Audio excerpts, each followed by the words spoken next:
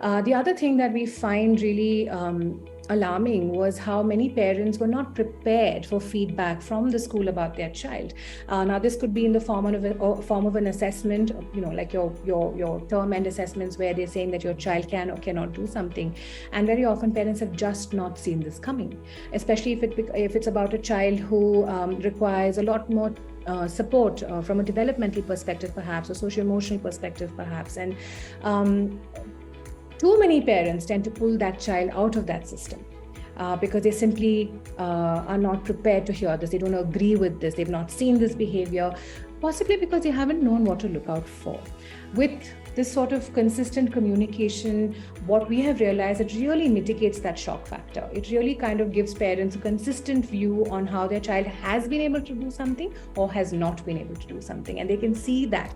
And so they're sort of prepared and primed for this conversation, with the facilitators when they come in and they say, look, we've been doing this consistently with your child, and this is where your child is struggling, this is where your child is excelling, this is the kind of scaffolds we need to give your child, etc. And I think that makes for a far less anxious parent at the end of it, and also for a child who has been monitored in this fashion, because there is tangible evidence to their capabilities.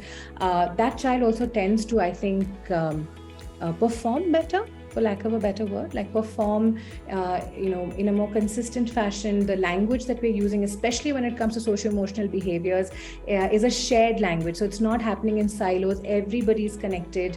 And that is because we're able to communicate exactly what has been said and how we're saying it and in what circumstances it has been said. Parents are really kind of worried about what their children are exposed to, and there is a lot of pressure on preschools to undo all of the stuff that the kids are being exposed to outside of the preschool.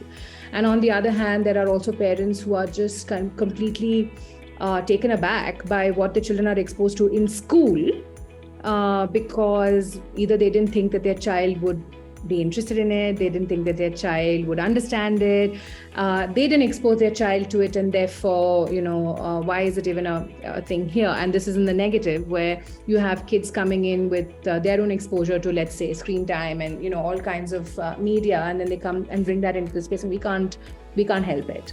But how do you handle that?